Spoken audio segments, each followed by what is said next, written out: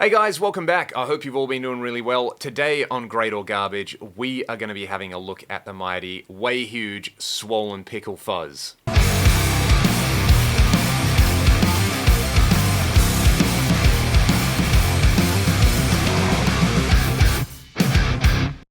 I got this particular pedal at some point in 2013. Ragdoll were touring the States, and I wanted a fuzz for a couple of sections in songs where I could just obliterate the audience with some riffs. And I ended up picking up this one, I think from a guitar center in Denver. Somewhere like that. It's all a little bit hazy, like the Alice Cooper song, Lost in America. Yep. Anyway, there are controls for loudness, sustain, and filter, which I'm guessing are like kind of volume, drive, and tone controls. And then you've got two mini pots, one for scoop and one for crunch. Furthermore, on the inside of the pedal, there are two more trim pots, one which controls, I guess, the sweep of the scoop control, and another one which controls the type of clipping. I've got favorite settings that I like, which I'll do right at the end of the video, but for the start, I'm going to start with the factory settings, which has both of those internal trim pots turned down. If you own a swollen pickle and you've never played with the internal trim pots, they do make quite a big difference on the pedal. So we're going to run it into a really clean amp with a Strat to start with, then we'll hear it with some humbuckers.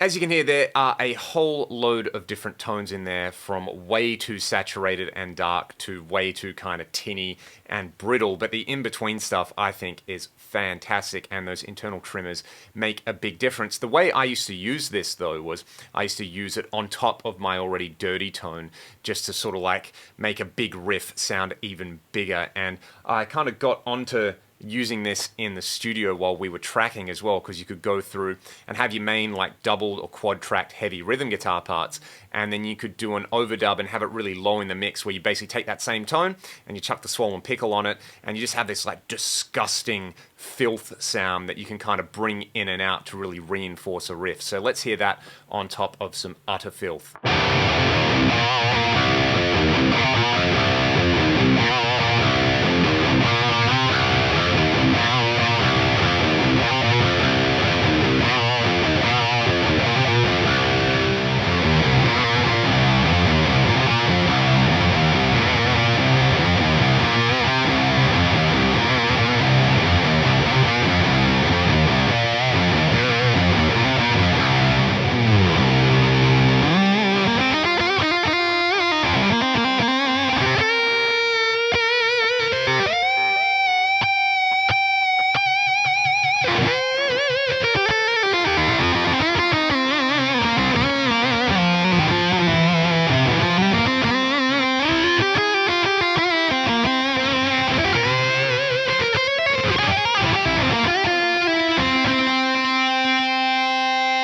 There you go, that's the Swollen Pickle from Way Huge. I've been meaning to do a demo of this pedal for a long time.